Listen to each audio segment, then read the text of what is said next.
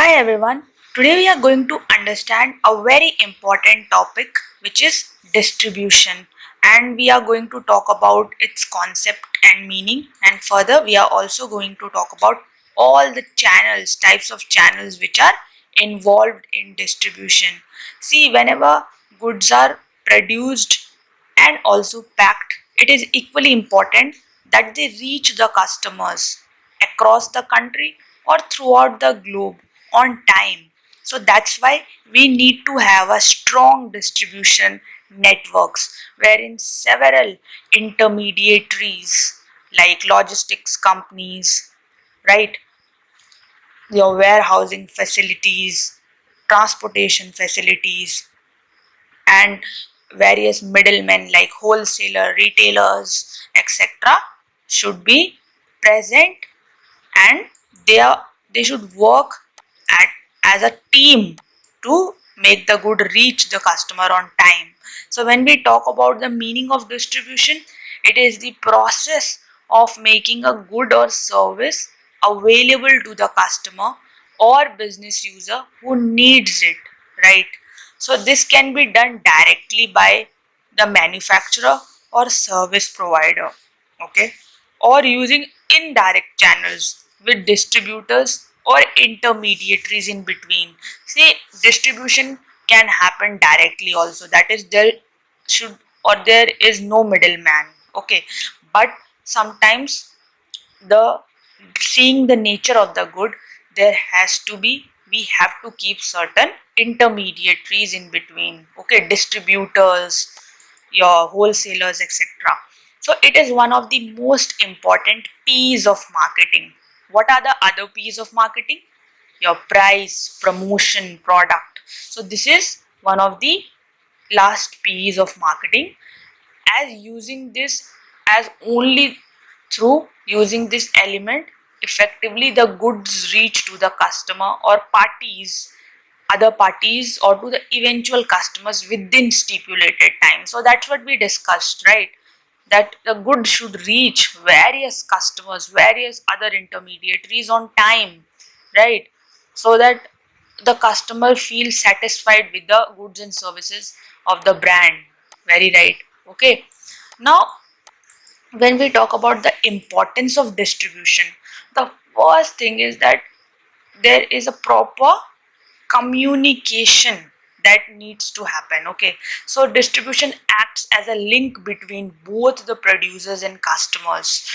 Producers can make flow of information to customers about their product, their prices, offers, etc., okay, through intermediaries. So intermediaries are the ones who eventually tell us that what is the discount going on this product, what is the price of this product, and this has been communicated by the producer. So similarly, they receive information about customers, competitors, and environmental changes from channel members, okay.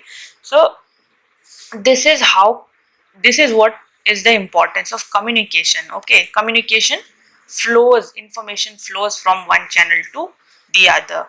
Now, employment opportunities, yes, in recent times the employment opportunities in logistics companies have risen by leaps and bounds. Why? Because everyone needs warehousing facilities, everyone needs transportation facilities to transport the goods, okay, store the goods. So this is what exactly the logistics company do. So yes, so this leads to generation of employment. The function of distribution channels create employment generation in the country. Now channel members act as a direct and indirect source of employment, okay. Different producers need to supply their various products to the customers, very right, okay. Now the other one is betterment in standard of living. So when the jobs are generated, what will happen? Obviously the living standard, the lifestyle will change for better. So distribution also helps in improving the living standard of the consumers or customers in the society.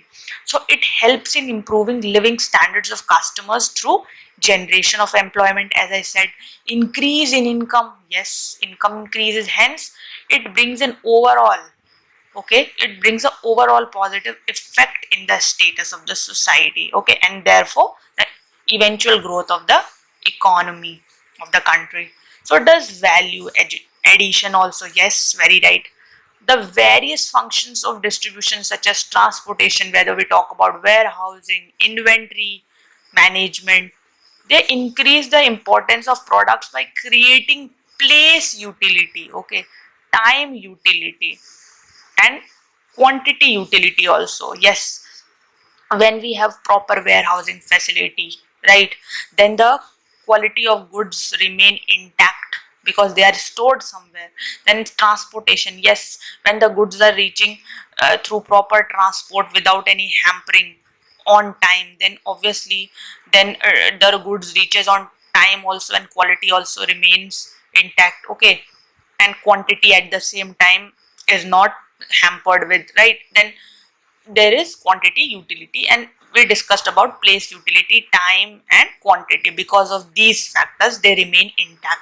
Now distribution plays an important role to augment the value of the products through delivery of the products in right quality, right quantity, at right place, and also at the right time. Yes, because of various functions like transportation and all, we get the goods on time and at the right place also, and in the right quantity also, right. Now objectives of distribution. What are the goals, aims of distribution? See, the first thing is the movement of the goods. The main objective of distribution is to make the flow of goods very simple. Yes, we want the goods to reach from our manufacturing location to our eventual customers through intermediaries, right. So that is what is the main aim of distribution, from production place to the place of consumption. Now availability of goods on time. The objective of distribution function is to make or supply necessary goods to the large masses of customers living in different geographical areas. Yes, see, this is the biggest challenge, that you have to cater to various areas, okay, you have to make the goods available on time so that there is no paucity, okay, there is no delay, procrastination in reaching the goods, in making the goods available to the customer, okay. This has a very huge impact on customer psychology, right. Now customer satisfaction, yes, this is also a very important thing. The main objective of distribution function is to help consumer feel satisfied through effective distribution. See, whenever customer is at the shop, okay, he or she wants the good there, okay, he or she wants the good at that time only. If imagine what will happen if the retailer says that wait for 1 day or 2 day 2 days, you will get the good, so the customer won't feel satisfied, okay. So good should be there in the right quantity, okay, in the right quality should be also good or kept intact, okay, and the goods should be there on time. Now when we talk about other objective is protection of goods also. Yes, the objective of distribution also properly storing, handling and protecting the goods and supplying them to the consumers in good conditions. Yes, why do we require logistics facilities like transportation, warehousing and all? Why do we need that? Because we want to protect the goods somehow, right. Now cost reduction, yes, the objective of distribution is also to reduce the cost of the product by bringing effectiveness in the distribution process. Yes, we want to bring the cost down, okay. If we are somehow able to save our goods from damage, then we are eventually saving ourselves from huge loss, no. So this results in overall cost reduction. Now what are the various types of distribution channels? So broadly there are two types of distribution channels: conventional and non-conventional, right. And under conventional there are two more: direct and indirect. When we talk about non-conventional, there is horizontal and vertical. Now let us talk about them in detail. See, when we talk about conventional channel, it's the old channel, okay, that we used to follow.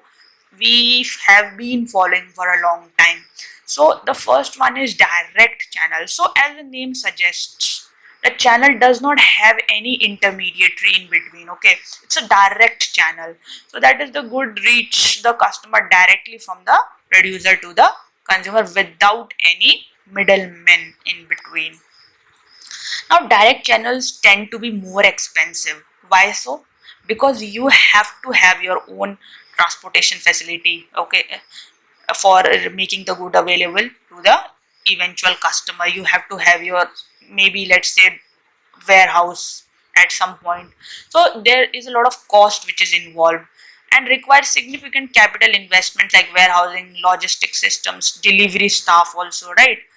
Now, when we talk about indirect channels, so as the name suggests, there are many intermediaries in between. It can be many, it can be one, okay, there can be only one wholesaler or one distributor, or there can be retailer also, there can be distributor also, and multiple level also, right? Wherein various intermediaries, various channel members are there.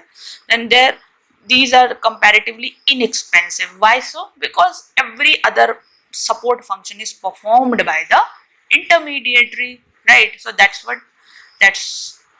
as the support functions of the distribution are performed by the marketing channel members. Now, non-conventional. See, when we talk about non-conventional, it is the most recent one, okay. It's something which is used nowadays frequently. So the first one is vertical channel. A vertical marketing system is the one in which the main members of the distribution channel, that is the producer, wholesaler and retailer, work together as a unified group, okay. They are working as a unified group in order to meet consumer needs. So this question was asked in last year's paper, that what do we call a channel in which all these parties work unanimously or as a unified group. So vertical channel is the one, remember. Now vertical marketing systems can take various forms, okay. So in a corporate VMS, when we talk about corporate vertical marketing channel, one member of the distribution channel owns the other channel members, okay. And when we talk about in an administered VMS, one member of the channel is large, okay, and powerful enough to handle the activities of the other members without having an ownership stake. So that other member, one of the members of the channel is very powerful. That member is very large, okay, so that he can basically coordinate the others' activities. Now, when we talk about contractual VMS, it consists of independent firms jointly or joined together by contract for their mutual benefits. So there are various independent firms who are coming together for reaping the benefits or for their mutual benefits, okay. Now when we talk about horizontal channel, here two or more firms combine or come together to exploit a new marketing opportunities, okay. So nowadays we have seen that several insurance companies are selling the products through their products through banks, right? When we talk about insurance companies, mutual funds companies, what is happening? They are basically tying up with various banks, private or public, and they are selling their goods, their products through them, okay. Now let us practice some questions. So in which channel of distribution producer, wholesaler and retailer act as a unified person? So we just discussed that in vertical channel of distribution they are acting as a unified person, right? Now the next question is, which channel is suitable for perishable goods? Direct, indirect, vertical or non-conventional? See, you only think when the goods are perishable, what will happen?